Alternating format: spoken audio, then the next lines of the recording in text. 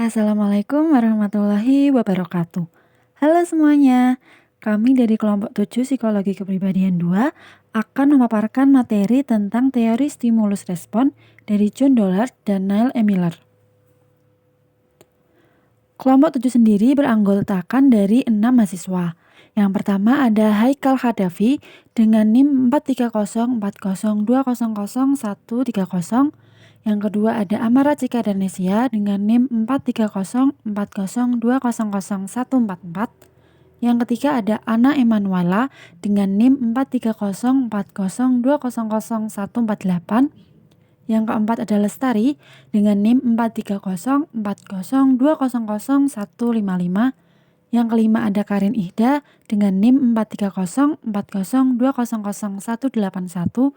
Dan yang terakhir ada Lia Yulianti dengan NIM 43040200186. Baik teman-teman, tidak usah berlama-lama, kami dari kelompok 7 akan langsung memaparkan tentang materi teori stimulus respon dari John Dollard dan Neil E. Miller. Selamat menyaksikan.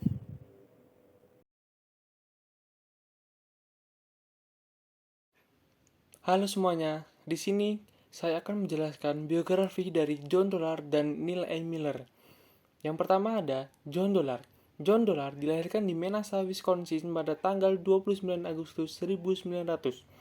John Dollard menerima gelar IB dari Universitas Wisconsin pada tahun 1922 dan berturut-turut meraih MA pada tahun 1930 dan PhD-nya pada tahun 1931 dalam bidang sosiologi di Universitas Chicago. Ia memperoleh pendidikan dalam psikoanalisis dari Institut Berlin dan menjadi anggota dari Western New England Psychoanalytic Society. Selanjutnya adalah Neil A. Miller. Neil A. Miller dilahirkan di Milwaukee, Wisconsin pada tanggal 3 Agustus 1909. Ia meraih gelar BS-nya dari Universitas Washington pada tahun 1931. Ia meraih gelar MA-nya dari Universitas Stanford pada tahun 1932 dan PhD-nya di bidang psikologi dari Universitas Yale pada tahun 1935. Pada tahun 1935 sampai 1936, ia mendapat beasiswa dari Social Science Research Council dan memanfaatkannya untuk mengikuti pendidikan analisis pada Institut Psikoanalisis Wina. Selanjutnya, John Dollard dan Neil A. Miller bekerja sama di Institute of Human Relations di Universitas Yale. Mereka mengembangkan teori pendekatan interdisiplin 3 bidang ilmu. Yang pertama yaitu teori belajar, yang kedua psikoanalitik, dan yang terakhir adalah antropologi sosial. Teori Dollard dan Miller banyak dipengaruhi oleh teori Hull Spencer, yang terutama menangani peran, motivasi dalam tingkah laku dan sebagaimana motivasi belajar dapat diperoleh. Dollard dan Miller berusaha menjelaskan konsep-konsep penting dari psikoanalitik seperti kecemasan, konflik, resepsi. Maksud saya represi. Menggunakan prinsip-prinsip psikologi belajar dan kondisi sosial dari belajar. Menurut Dollard dan Miller, bentuk sederhana dari teori belajar adalah mempelajari keadaan di mana terjadi hubungan antara respon dengan cue stimulusnya. Bahasan mengenai prinsip-prinsip asosiasi, ganjaran, atau performance menjadi sangat penting. Selanjutnya ada struktur kepribadian.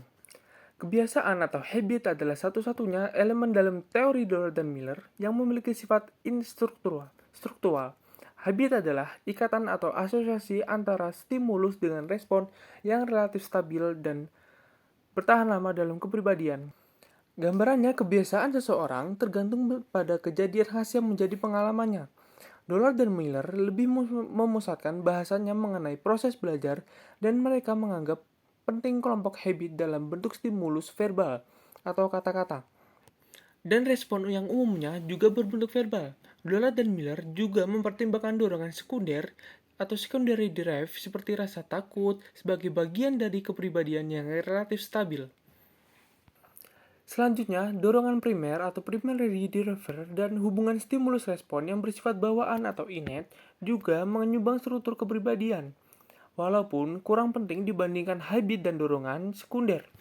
Karena dorongan primer dan hubungan stimulus respon bawaan ini untuk menentukan taraf umum seseorang, bukan membuat seseorang menjadi unik.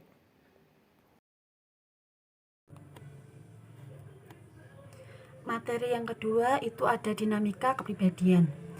Dinamika kepribadian yang pertama ada motivasi dorongan atau motivation drives. Dollard dan Miller sangat memusatkan perhatiannya pada motif-motif penting seperti kecemasan atau dorongan. Dalam kehidupan manusia, banyak sekali muncul dorongan yang dipelajari dari dorongan primer, seperti rasa lapar, haus, dan seks. Dorongan yang dipelajari ini berperan sebagai wajah semu yang berfungsi menyembunyikan dorongan bawaan. Dollard dan Miller mengemukakan bahwa bukan hanya dorongan primer yang diganti oleh dorongan sekunder, tetapi hadiah atau penguat yang primer ternyata juga diganti dengan hadiah atau penguat sekunder. Contohnya seperti senyum orang tua secara bijak terus-menerus dihubungkan dengan aktivitas. Aktivitas itu sendiri seperti pemberian makanan, penggantian popok, dan aktivitas yang memberi kenyamanan lainnya.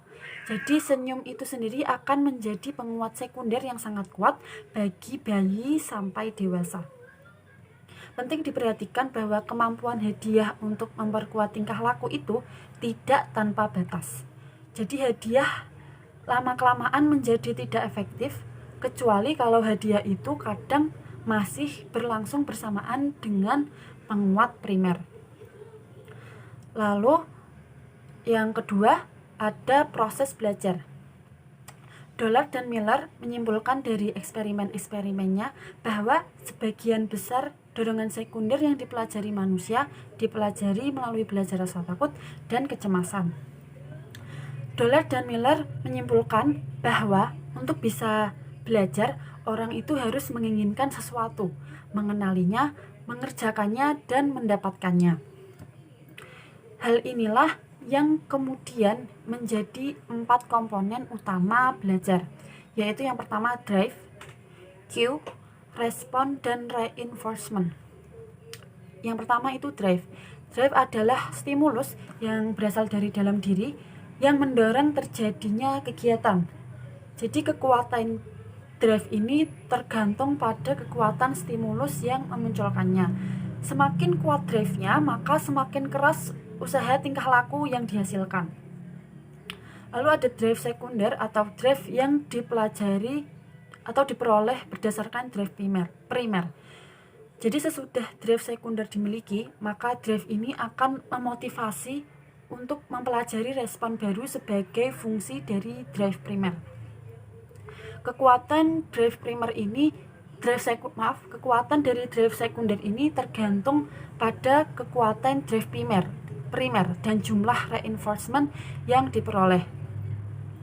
Yang nomor 2 komponennya ada cue. Cue merupakan stimulus yang memberi petunjuk perlunya dilakukan respon yang sesungguhnya. Jenis dari kekuatan cue bervariasi dan variasi ini menentukan bagaimana reaksi terhadapnya. Jadi gampangnya itu cue itu seperti isyarat untuk kapan kita menentukan harus respon, mana yang harus direspon, dan respon mana yang harus diberikan. Yang ketiga ada komponen respon atau respons. Respon ini adalah aktivitas yang dilakukan seseorang. Menurut Dollard dan Miller, sebelum suatu respon dikaitkan dengan suatu stimulus, respon itu harus terjadi terlebih dahulu. Dalam situasi tertentu, suatu stimulus menimbulkan respon-respon yang berurutan, yang disebut dengan initial hierarchy of response. Yang keempat ada reinforcement. Reinforcement ini menurut Dollard dan Miller merupakan sebagai drive pereda dorongan atau drive reduction. Reduksi drive ini menjadi syarat mutlak dari reinforcement. Contoh dari drive, cue, respon, dan reinforcement ini seperti ini. Semisal Haikal lapar. Lapar ini menjadi primary drive. Lalu ia menjadi cemas. Cemas ini menjadi secondary drive. Selanjutnya ada pilihan yang dapat Haikal pilih itu menjadi Q.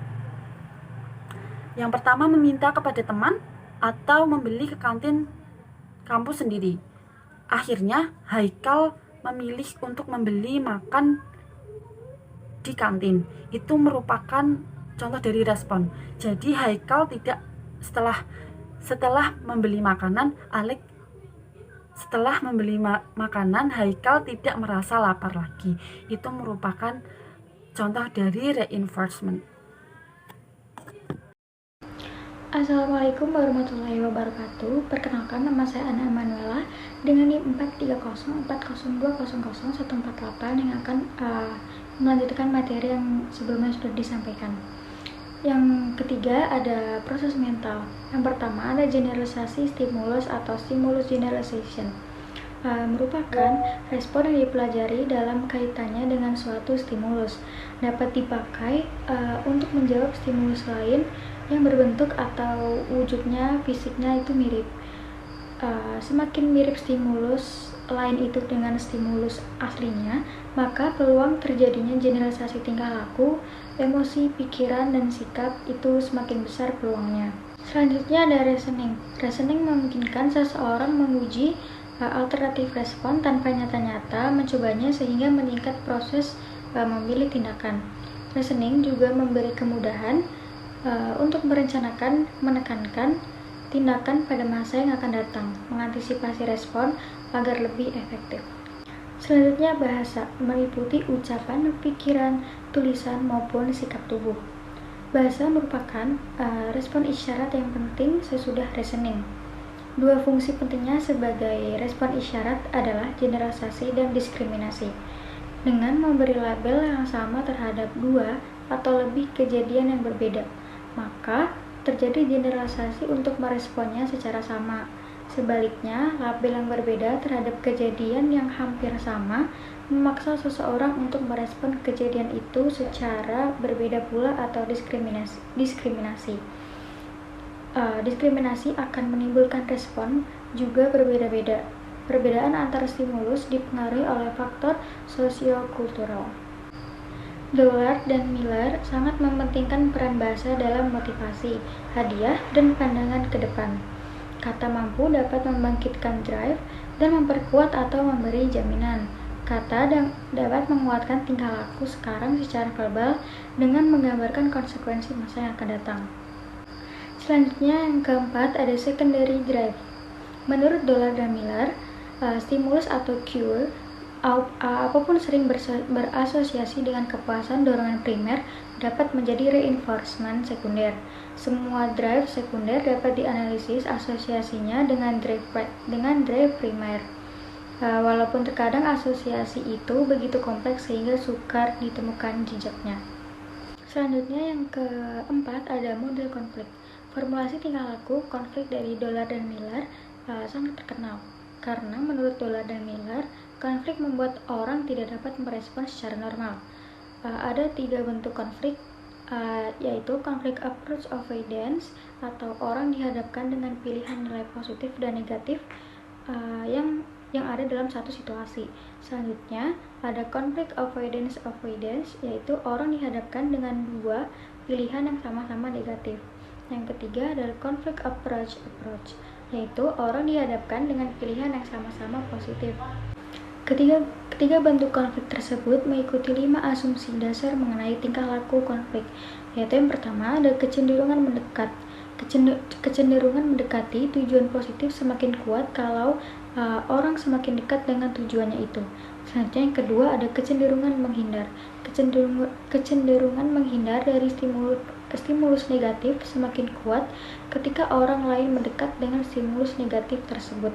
Yang ketiga ada peningkatan gradient of avoidance lebih besar dibandingkan dengan gradient of approach. Yang keempat yaitu meningkatkan dorongan yang berkaitan dengan mendekat atau menghindar akan meningkatkan gradien.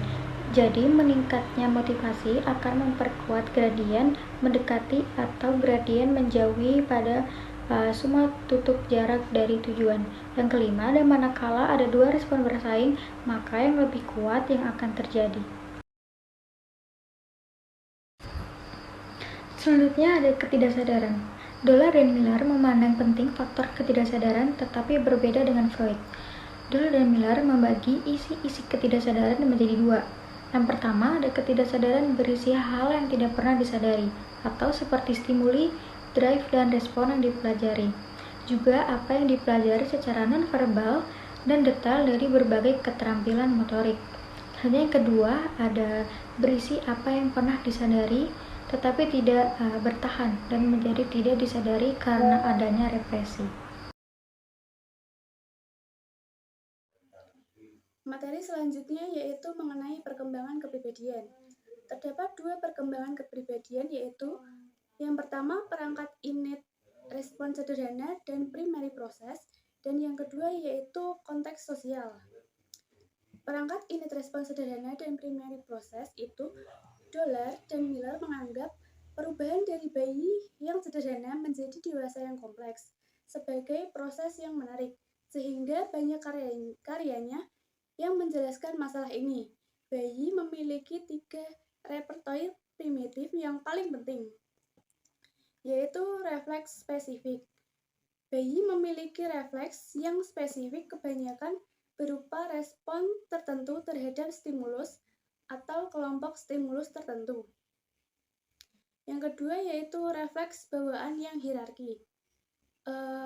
Refleks ini yaitu kecenderungan respon tertentu terhadap situasi stimulus tertentu sebelum melakukan respon lainnya. Yang ketiga yaitu dorongan primer. Stimulus internal yang kuat dan bertahan lama yang biasanya berkaitan dengan proses fisiologis. Drive ini memotivasi bayi untuk melakukan sesuatu tetapi tidak menentukan aktivitas spesifik yang harus dilakukan. Dengan melalui proses belajar, bayi berkembang dari 3 repertoire tingkah laku primitif di atas menjadi dewasa yang kompleks. Bayi akan terus-menerus mengurangi tegangan, dorongan, memunculkan respon-respon, menjawab stimulus baru, memberikan reinforcement, terus ada memunculkan motif sekunder dari drive primer, dan mengembangkan proses mental yang lebih tinggi melalui mediasi stimulus.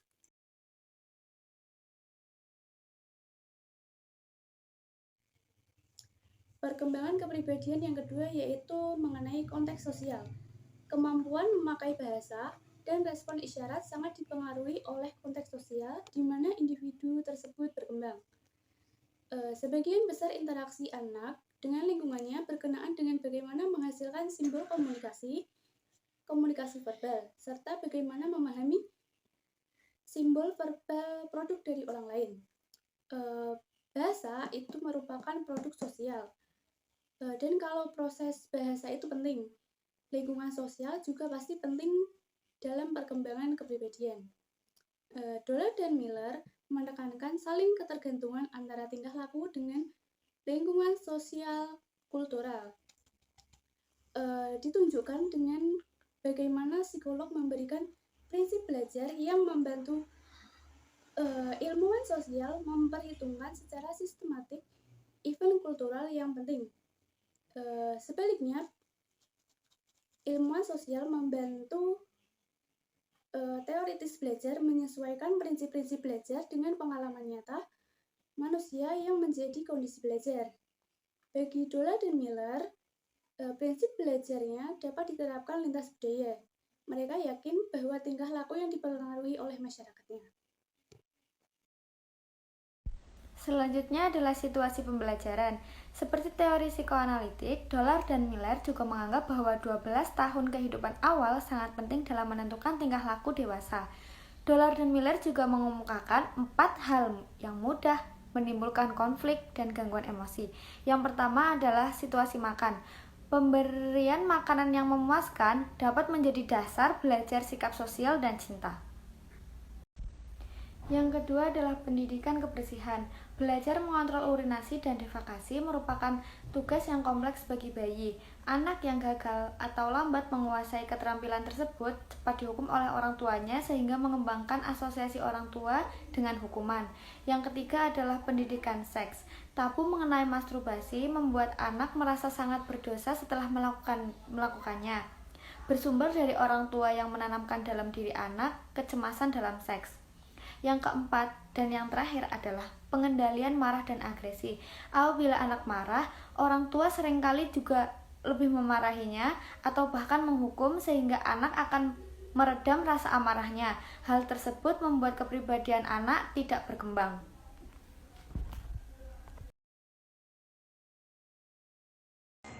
Psikopatologi dan perubahan tingkah laku. Dolar dan Miller memandang bahwasannya tingkah laku normal dan neurotik ini berada dalam satu kontinum atau satu rangkaian, dan bukan dari dua hal yang terpisah. Oleh karena itu, tingkah laku neurotik dapat dipelajari memakai prinsip yang sama dengan belajar tingkah laku normal. Inti dari setiap neurosis adalah konflik ketidaksadaran yang kuat dan hampir selalu bersumber di masa kanak-kanak. Represi dalam bentuk tidak memikirkannya membuat orang terbebas dari keharusan memakai kemampuan pemecahan masalahnya untuk mengatasi konflik dan tidak menyadari bahwa kondisi yang menimbulkan konflik ini telah hilang. Sepanjang konflik itu tetap tidak disadari, maka konflik ini akan terus berlangsung dan menghasilkan simptom. Nah, itu dia pemaparan tentang teori stimulus respons John Dollard dan Neil E. Miller. Semoga apa yang kami sampaikan bermanfaat bagi teman-teman semua. Sekian dari kami kelompok 7. Wassalamualaikum warahmatullahi wabarakatuh.